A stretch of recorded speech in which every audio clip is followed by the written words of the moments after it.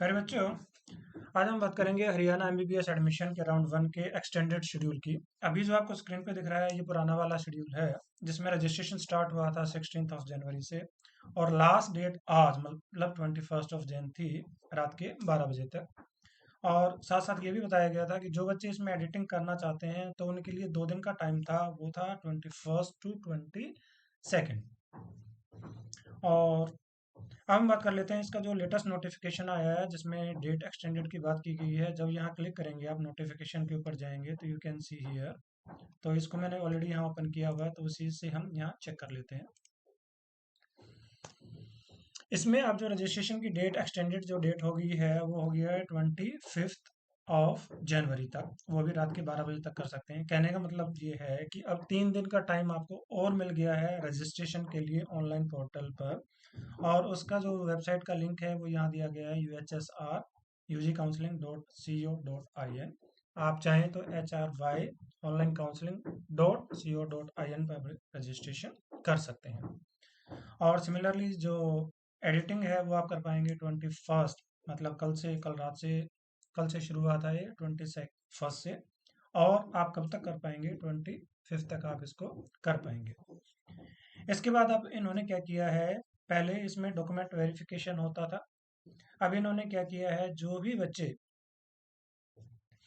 यहाँ पार्टिसिपेट करना चाहते हैं उनको इन्होंने क्या किया, ऑनलाइन चॉइस फिलिंग के लिए जो टाइम दिया गया है वो आज से शुरू होके 22 से शुरू होके ये आपका कब तक जाएगा, 25 तक आपका रहेगा। और वो भी रात के 12 बजे तक। इसके बाद क्या करेंगे कि प्रोविजनल एक अलॉटमेंट लिस्ट आ जाएगी 26 को, क्योंकि हॉलीडे है। 27 को ये लिस्ट आएगी।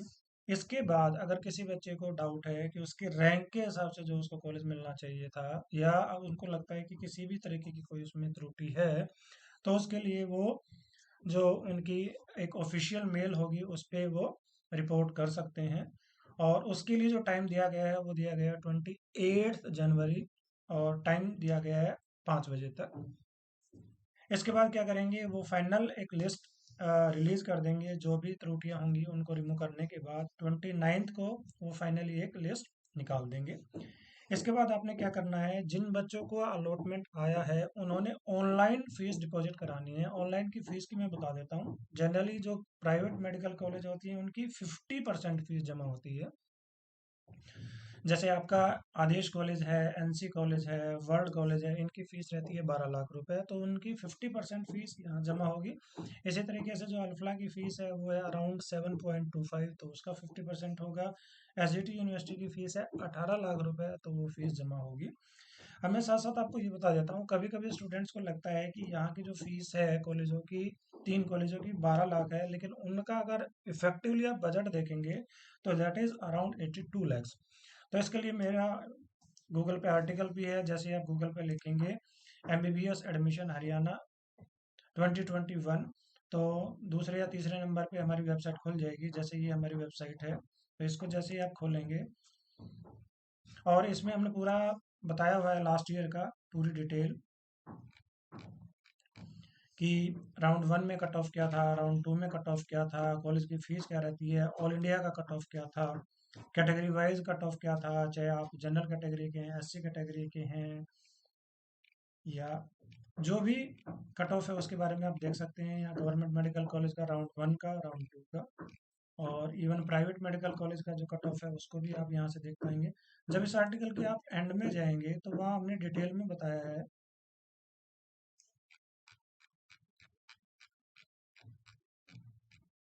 दिस वन, हमने यहाँ एक कॉलेज का एग्जांपल लिया है, और मैं आपको बता भी देता हूँ कि ये एग्जांपल है आपका एनसी मेडिकल कॉलेज इसराना का। इसी तरीके से हम समझते हैं, क्योंकि यहाँ जो सबसे बड़ा फैक्टर है वो है इंक्रीमेंट का।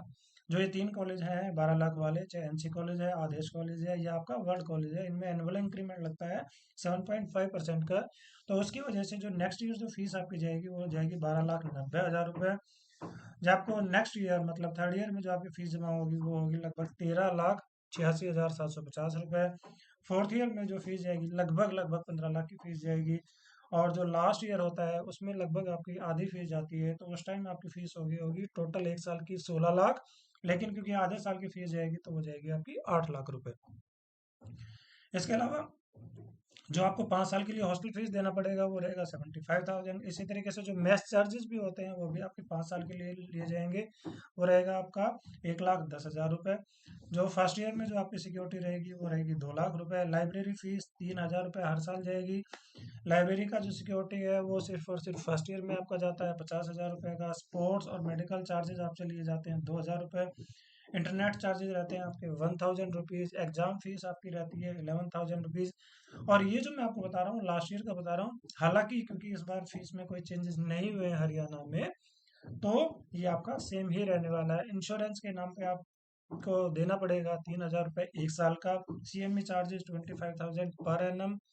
इसी तरीके से जो एलुमनाई चार्जेस हैं फर्स्ट ईयर में आपसे लिए जाते हैं 5,000 रुपीज़। हॉस्टल की सिक्योरिटी जो रहेगी वो रहेगी 30,000 रुपीज़। लॉन्ड्री चार्जेस वो रहेगा 26,400 rupees. Seminar conferences charges 13,200 per annum. इसी तरीके से जो MCI में आपकी जो फीस जाती है वो जाती है अराउंड 3,400 पर ईयर। यूनिवर्सिटी में जो रजिस्ट्रेशन है that is around 3,900 per annum. University exam जो फीस है वो आपकी हर साल जो जाएगी 2,500। यूनिवर्सिटी प्रोसेसिंग फीस जो फर्स्ट ईयर में सारे बच्चों को देनी पड़ती है वो जाएगी आपकी 2,000 रुपये। Utility charges 25,000 rupees. AC अगर आप लेना चाहते हैं दैट इज ऑप्शनल, लेकिन मेरे को लगता है कि ज़्यादातर स्टूडेंट इसको चूज करते हैं, तो आपका बजट यही रहने वाला है। अगर इसको आप कम कर देते हैं तो लगभग लगभग आपका 2,500 रुपये, 2,50,000 रुपये आपका कम हो जाएगा, तो आपका बजट रहेगा 80 लैक्स का। इसी तरीके से जो टोटल अगर आप इनको ऐड करेंगे, फर्स्ट ईयर में जो आपका अमाउंट जाएगा लगभग लगभग 18.5 लाख रुपए। सेकंड ईयर में लगभग आपका 16,45,000 रुपये। जो आपका थर्ड ईयर में 17,42,000 रुपये। इसी तरीके से जो फोर्थ ईयर है उसमें लगभग लगभग आपका 18.5 लाख रुपए, और जो लास्ट का ईयर है उसमें लगभग 11.5 लाख रुपए आपका जाएगा। और इसमें मैं आपको बता देता हूँ कि हॉस्टल के जो AC चार्जेज हैं वो इंक्लूड हैं। अगर आप उसको हटा देते हो तो ये चार्जेस आपके कम हो जाएंगे। तो इस तरीके से जो टोटल बजट बनता है हरियाणा के कॉलेज का वो बनता है लगभग लगभग 82 लाख। मैं कौन से कॉलेज की बात कर रहा हूँ जिनकी फीस रहती है 12 लाख। अब इसके अलावा जो एसजीटी यूनिवर्सिटी की हालांकि फीस रहती है 18 लाख रुपए, लेकिन जब उसको देखेंगे आप 4.5 साल का, तो जो उसका टोटल बजट बनता है दैट इज 81 लैक्स। हालांकि उसमें जो हॉस्टल जो चार्जेस हैं वो अलग से रहेंगे 1.5 लाख रुपए। तो ये मर्जी आपकी, आपने क्या लेना है। इसके अलावा जो अल्फला कॉलेज है उसकी जो फीस रहती है वो रहती है लगभग लगभग आपकी 14,25,000 रुपये। और उसमें जो हॉस्टल है वो भी लगभग रहेगा आपका 1.5 लाख रुपए 1 साल का। तो आप चाहें तो वो भी आपके लिए एक ऑप्शन हो सकता है। हालांकि हरियाणा में ज़्यादा कॉलेज अच्छे नहीं हैं, सिर्फ 5 ही कॉलेज हैं। और आप चाहें तो अगर आपका स्कोर अच्छा है तो किसी आप दूसरे स्टेट में भी आप ट्राई कर सकते हैं। उससे आपको एडवांटेज क्या मिलेगा, अगर आप किसी दूसरे स्टेट में जाते हैं तो वहाँ PG का डोमिसाइल आपको मिल जाता है, तो आप चाहें तो उसकी भी एडवांटेज मिल सकती है। बहुत सारे बच्चे सिर्फ और सिर्फ अपने घर के नज़दीक होने की वजह से एडमिशन ले लेते हैं। तो मेरे को लगता है कि कम से कम अगर आप एक अच्छे डॉक्टर बनने चाहते हैं, अगर ग्रैंड एक्सपीरियंस लेना चाहते हैं, वाइड एक्सपीरियंस लेना चाहते हैं, तो आपको थोड़ा सा अगर दूर भी जाके अच्छा कॉलेज मिलता है, आपके बजट में कॉलेज मिलता है, तो आप उसको भी ट्राई कर सकते हैं। और इसके अलावा अगर आपका स्कोर अच्छा है तो कुछ आप कम फीस वाले स्टेट हैं, जैसे छत्तीसगढ़ है उसका फॉर्म भी खुला हुआ है, उसकी लास्ट डेट है 28। कर्नाटका का फॉर्म खुला था, उसकी अ, जो फीस होती है काउंसलिंग फीस वो रहती है मात्र 1,000 रुपये, उसमें भी आप ट्राई कर सकते हैं। केरला का भी फॉर्म निकला था, केरला के कुछ कॉलेज ऐसे हैं जिनकी फीस कम रहती है, उसको भी ट्राई कर सकते हैं। कुछ बच्चे चाहें तो तेलंगाना भी जा सकते हैं। आप चाहें तो किसी डीम्ड अच्छे डीम्ड में भी एडमिशन ले सकते हैं, उसका भी जो लास्ट डेट है 25 तक। तो हम यहाँ बात कर रहे थे अपना हरियाणा की एक्सटेंडेड काउंसलिंग शेड्यूल की।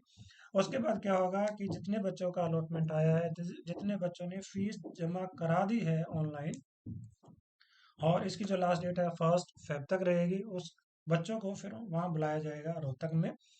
उनके वहाँ डॉक्यूमेंट वेरीफाई किए जाएंगे।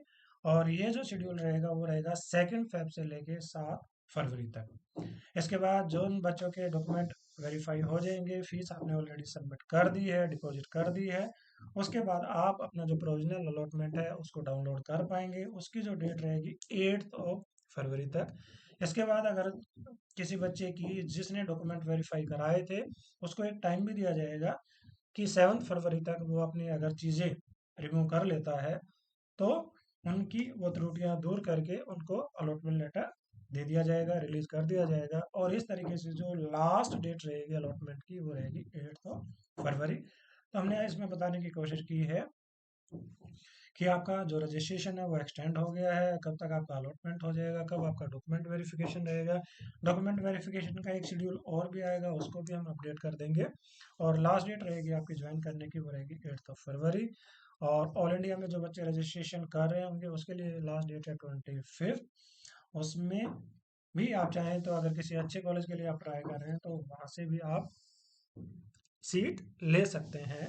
आपका स्कोर अच्छा है तो आप गवर्नमेंट सीट ले सकते हैं, कोई सेंट्रल यूनिवर्सिटी ले सकते हैं। आपका स्कोर कम है तो किसी आप अच्छी डीम्ड यूनिवर्सिटी में भी एडमिशन ले सकते हैं। आज एक और बात, बिहार की भी आज लास्ट डेट है रजिस्ट्रेशन की। अगर कोई बच्चा बिहार में एडमिशन लेना चाहता है, उसने अगर अभी तक रजिस्ट्रेशन नहीं कराया है तो वो भी रजिस्ट्रेशन वहाँ कर सकता है। हम उम्मीद करते हैं कि ये वीडियो आपको पसंद आई होगी। Thank you so much.